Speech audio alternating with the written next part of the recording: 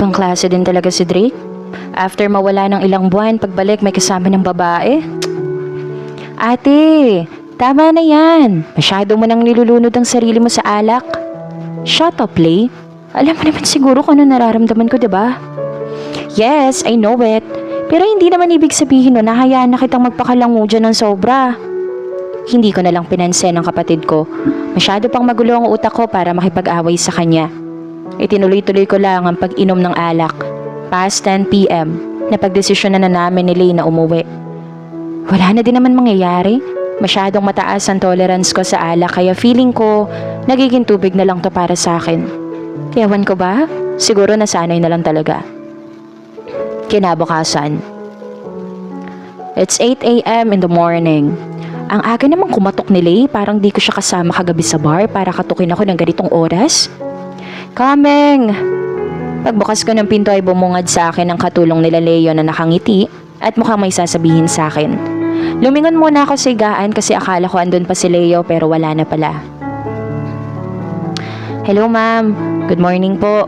Pasensya na ho sa pagkatok ko pero ipinagbilin ho kasi sa akin ni Sir Leo na gisingin daw ho kayo ng 8 a.m.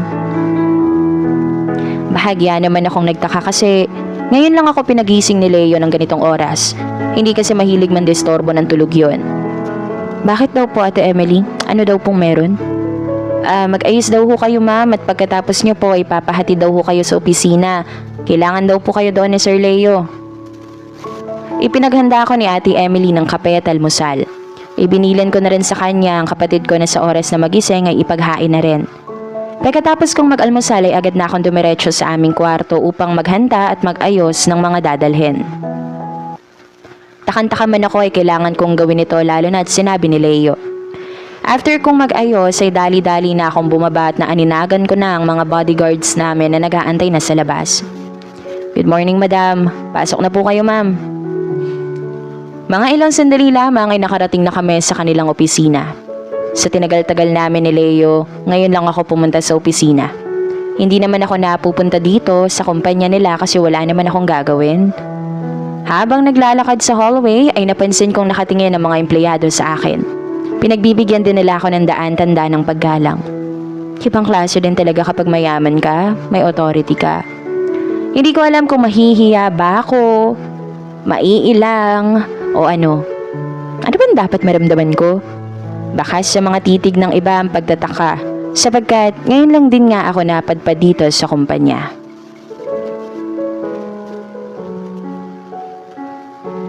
Agad na ako nagtungo sa opisina ni Leo, kasama ang aking bodyguards.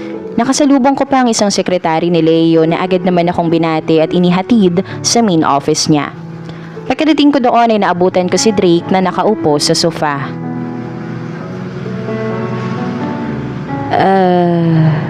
Drake?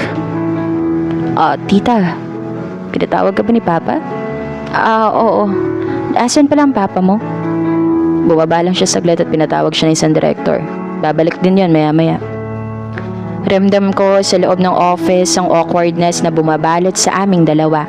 Walang nagsasalita, walang gumagawa ng way para magkaroon kami ng topic. Ilang oras lang ay dumating na rin si Leo. Binati niya ang kanyang anak at agad na hinagkan ako. Sweetie, buti nakarating ka. Anak, asa na si Trixie? Akala ko ba kasama mo siya? Yes pa. Mamaya nandyan na rin yan, may dinaanan lang. Nag-coffee muna kaming tatlo habang inaantay si Trixie. Bago daw kasi mag-umpisa ay kailangan ng babaeng yon. Hindi ko din alam kung ano bang dahilan kung bakit kailangan pa siya dito. After ilang minutes ay bumukas na rin ang pinto, hudyat na nandyan na si Trixie.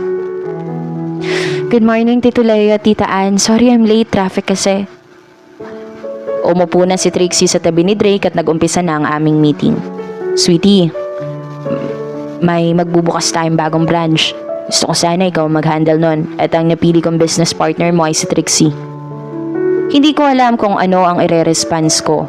I'm just happy na binigyan niya ako ng chance na mag-handle ng isang branch ng company nila. Pero ang bumabagabag sa akin ay sa dinami-dami ng pwede niyang kunin na secretary or business partner ko ay si Trixie pa. Pa, hindi ba baka ma-pressure naman si tita dyan? Don't worry, iho. Alam ko namang magiging maganda ang tandem nila tita mo at Trixie. You will never know, Leo. Wala ka nga talagang alam. Hindi naman ako pwedeng tumanggi kasi magkakaroon talaga ng issue sa utak ni Leo kung bakit. Baka mahalata niya pa ang past na nangyari sa amin ni Drake. Kaya no choice na naman ako at pumayag ako. Pinag-usapan na namin ang details, place, and of course, our time. Nakipag-communicate na rin ako kay Trixie kasi ito ang pinakakailangan namin, lalo na magsasama kaming dalawa.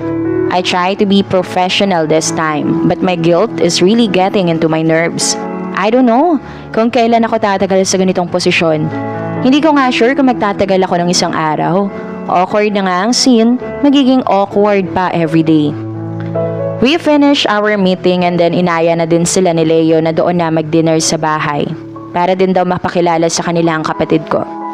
Agad namang pumayag sila Drake and Trixie. Wala din naman kasing dahilan para tumanggi sila sa papa niya. I already texted Lay na mag-ayos na sa bahay at sabihan si Ate Emily na may mga bisitang dadating. And of course, para ipaalala sa kanya na control her temper. Kahit hindi sabihin sa akin ng kapatid ko, alam kong inis na inis siya kay Trixie dahil sa mga nangyayari sa akin at sa mga pinapakita kong emotions sa kanya. Tahimik lang ang batang yon, pero alam kong apektado siya pag may nangyayari sa akin.